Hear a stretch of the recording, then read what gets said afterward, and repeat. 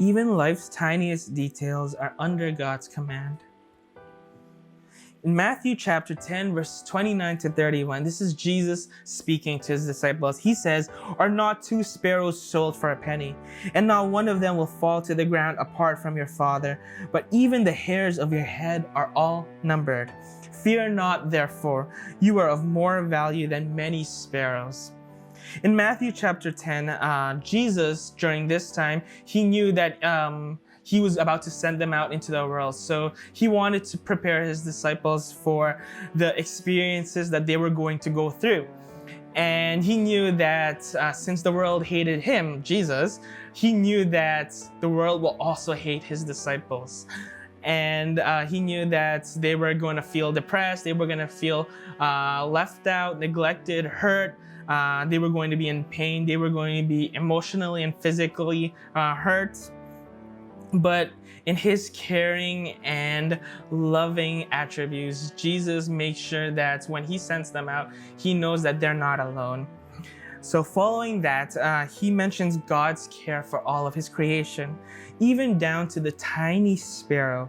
You know, during the time this was said, or when Jesus was talking to his disciples, the sparrow was considered as of very little value, up to a point of being able to buy two of them for 1 penny. And that's probably one of the lowest in the market during that time. And in addition to that, the poorest of Israelites consumed sparrow for food, meaning that sparrows had very little value in their culture.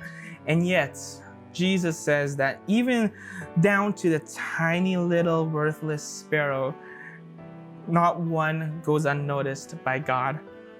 And he's always aware of all of that he has created. And following that, when Jesus was talking to his disciples, Jesus refers to God as your Father towards his disciples.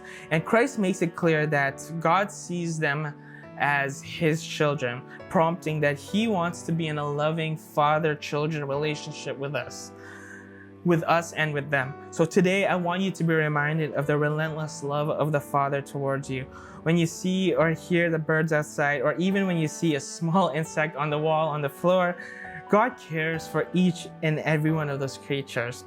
And when you look at yourself in the mirror, when you wake up or before you go to bed, and you see the hairs on your face, on your head, be reminded that not only does God know the amount, but he cares for every single detail of you, whether it's your emotional detail, physical detail, whether your problems or anything. He knows every single detail and he cares for you.